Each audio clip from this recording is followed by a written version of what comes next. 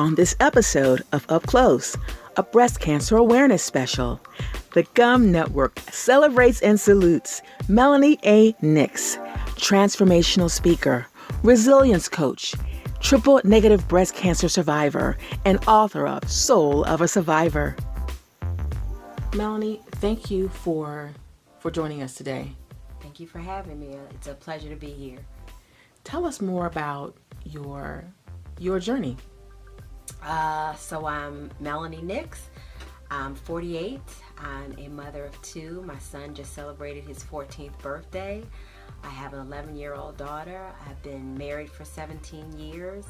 Have a few different entrepreneurial pursuits with my husband and also independently. And on November 21st of this year, I'm going to celebrate 10 years of surviving triple negative breast cancer. Wow, Melanie, that's tremendous. We are in October, and this is Breast Cancer Awareness Month. Just tell our viewers some things that they may need to know, like how do they stay healthy, what type of resources are available. Okay, I think there's a lot of resources, much more than we had probably, a generation ago. So that's very beneficial. I think the first thing I would always advise women is to be your own advocate. Especially African American women. One of the things that we know is that African American women may not be diagnosed with breast cancer at the same rate as white women, but African American women have a higher mortality rate, and we tend to have more advanced breast cancers when they're diagnosed. So make sure you're a self-advocate. Make sure you're not only doing your breast self-exams, but you also understand your risk factors. So just for me, for example, I'm very high risk. I had a mother who had breast cancer, first diagnosed when she was 36. Many aunts and many cousins who had breast cancer before they were 40. So for me, it was very important for me to get with a medical team that understood that I had a risk. We knew my risk even before the breast cancer genes were discovered, the genetic mutations. So it was important for me to have doctors who understood that I needed to have more aggressive screening. I needed to have screening earlier than some of the standard guidelines. So that would be the first thing, kind of to understand your risk factors, talk to your doctor, understand as much as you can about your family history. And then beyond that is to make sure you go to the doctor. Make sure you're seeing your doctor, that you don't miss a year of seeing your doctor. And again, I understand there may be insurance and financial concerns, but there are other avenues. I am on the advisory council for Capital Breast Care. And Capital Breast Care provides mammogram and screening and diagnostic services to women regardless of their ability to pay. And they are located in Washington, D.C. They are a part of the Georgetown Lombardi Cancer Center. So that's one option. Also, the American Cancer Society is a great resource for finding information about navigating if you may not have insurance or you may not have the resources. I'm also a board member for the Thelma Jones Breast Cancer Fund, and Thelma is a huge resource, a great advocate. She is based in Southwest Washington, D.C. She's worked as a breast cancer navigator. She's worked with a bunch of organizations, with Biden Cancer Initiative, and she is also a resource. So there are resources, there are avenues, and I would just encourage women, if you find yourself in a situation where you feel that finances are an issue, to start looking at different breast cancer organizations, and you will generally find information on how to manage diagnostic screening or even a diagnosis if you don't have the financial resources. So do not ever let that be a barrier for you to see a doctor, for you to get screening, or for you to move forward with treatment, because there are options out here. A lot of times it's harder to find or to get them, but please don't let that be a barrier. So what are some of the trends that you have seen within the breast cancer community? Like, are there certain treatments that are revolutionary? What has been some of the progress? I think some of the progress for me, I think that's been great is the prevention. So I was diagnosed. I had breast cancer on my left breast, and I actually was diagnosed as I was going through consultation to have preventive surgeries and treatments, but just the timing, and that's just how life is sometimes.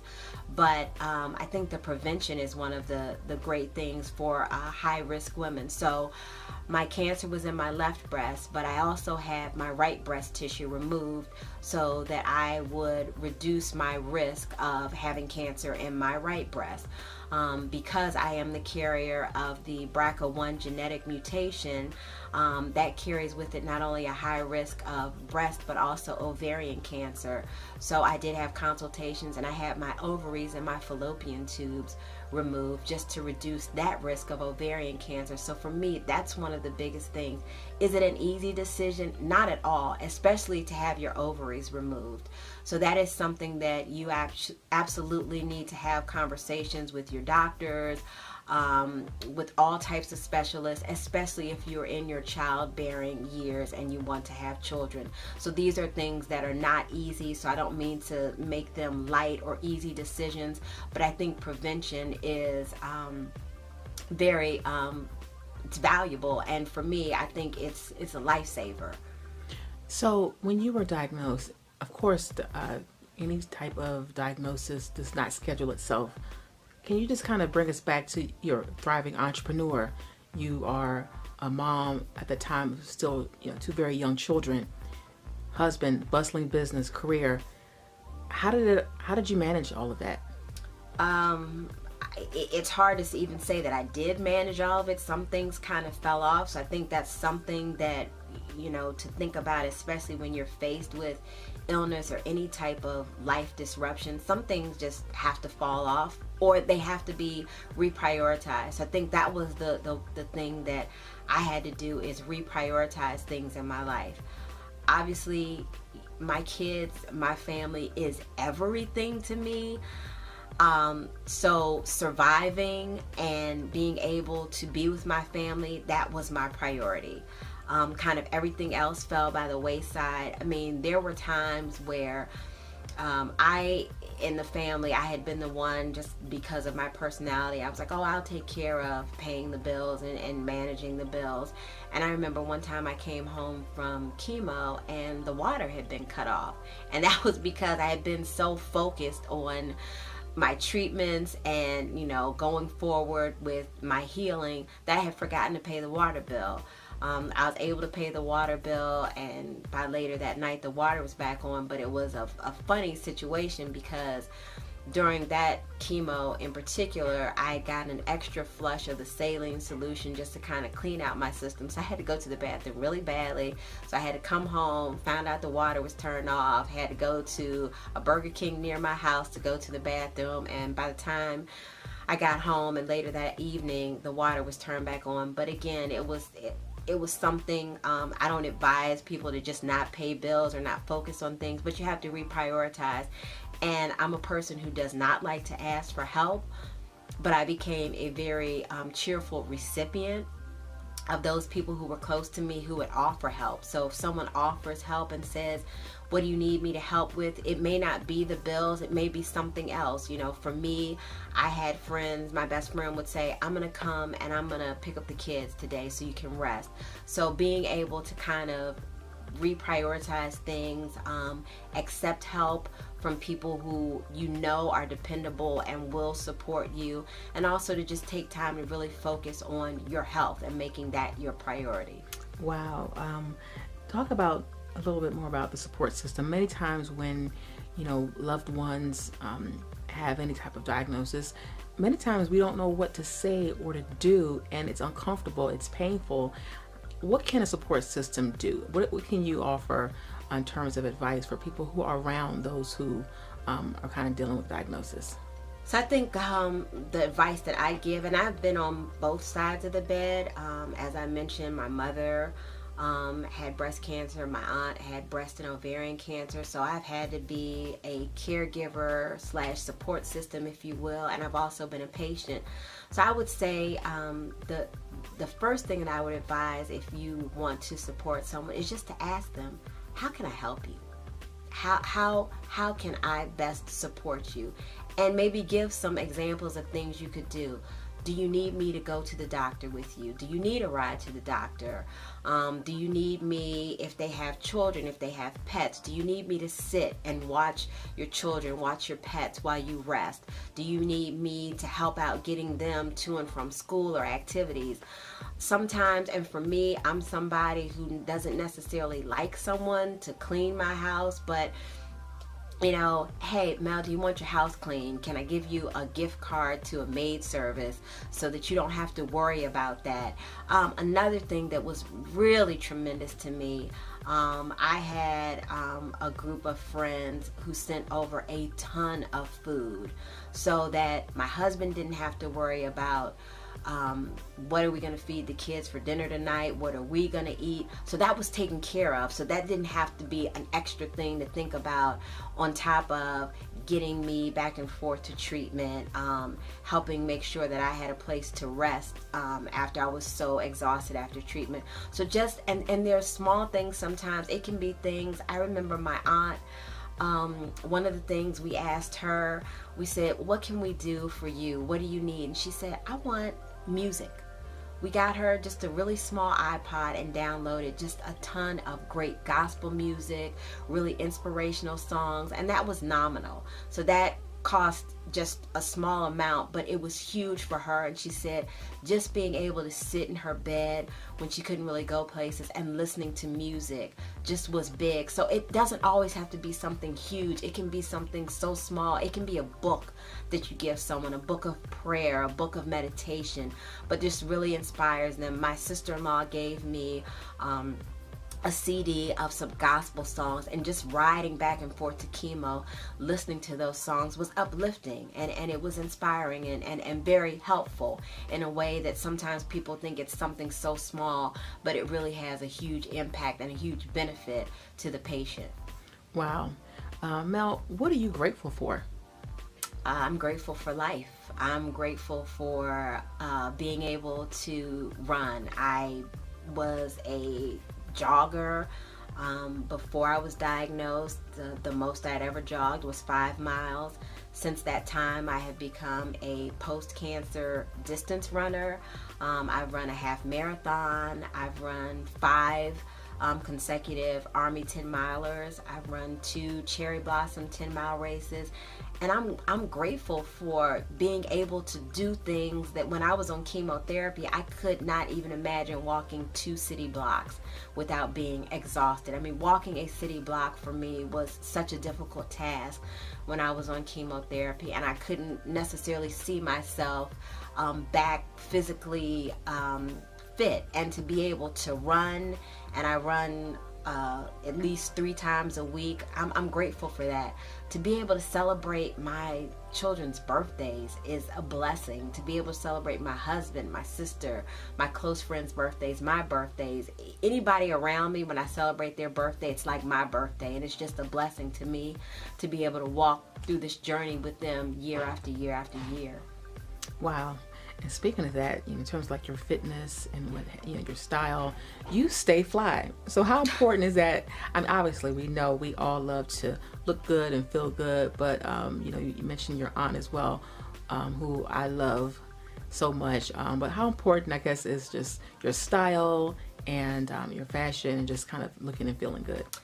I think it's important, and I think it's important in a way that sometimes we kind of joke about it. I know that when I was waiting for my biopsy results, the radiologist's office is near a DSW, and they were like, if you need to go do some shop therapy while you're waiting for your results, there's a DSW across the street. And we kind of joke about that, but I think looking and feeling a certain way kind of when you're well, it enhances how you feel about yourself, how you walk into the room. You walk differently when you feel like you have your style, have your swag, have your thing going on. You talk differently, you engage with people differently. So that's when you're well. When you're not well, for me it was very important, because when I looked at my hands one day, chemotherapy some of the effects where my nails had just turned completely black.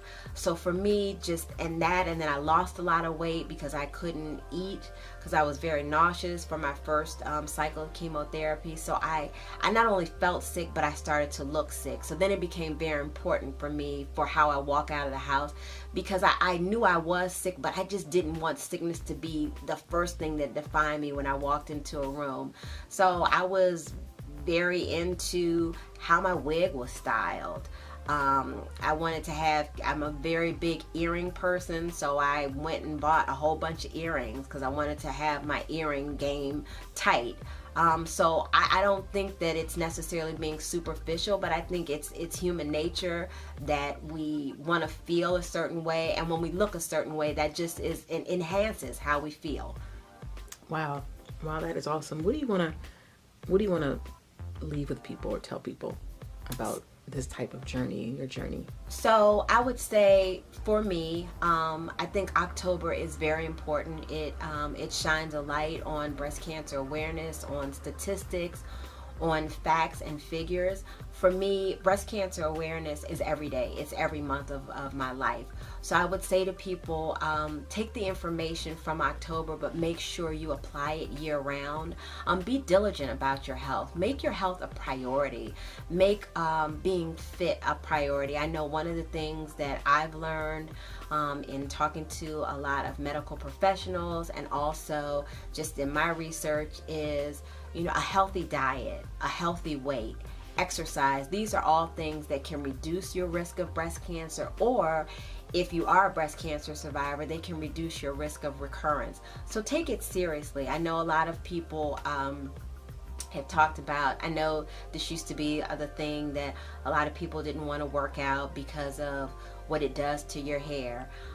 Find a stylist, or find a wig now. Find a bun that you can put on during the days that you work out, because there's nothing like not having hair because you have chemotherapy, because you have cancer. So for me, I'll take sweaty hair any day, pull it back in a bun, figure out a cute style. And because there's so many cute styles now that, we've got your braided styles, we've got your buns, we've got all different, your naturalista styles, because there are so many and so many things that we can do with our hair now. Don't let that be an excuse. Don't let time be an excuse, because again, you will find that it has to be a priority if you find yourself diagnosed. So make it a priority now so that it can just be preventive and that you don't have to go through this. Wow, how can folks get in contact with you? So folks can get in contact with me, www.breastcancercomfortsite.com. I know it's long.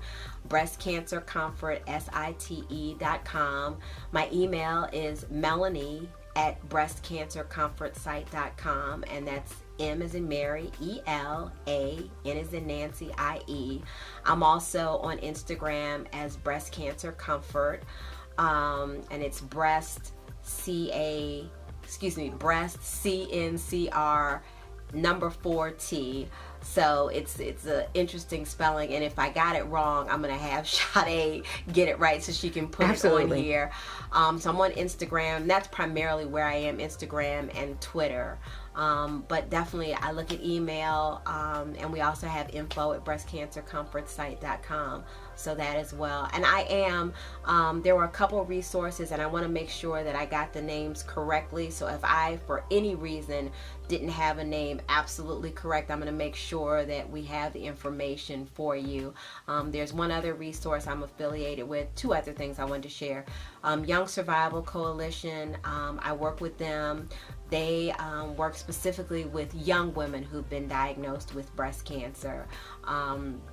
And that's hugely important, because for many years breast cancer wasn't seen as a young woman's disease, but there is a small percentage of women who are diagnosed at a young age, and they're not, the resources are not as robust for them. So Young Survival Coalition is another organization, and also American Association for Cancer Research. They've got a lot of cutting edge information on what's new with breast cancer research and breast cancer treatment. So I will make sure that we have those resources available, because I do think it's very important for women to have, and men to have, access to information and resources. Melanie, thank you so much for spending a little time with us today. Thank you for having me. It's a pleasure to be with you always. I appreciate what you do, so thank you.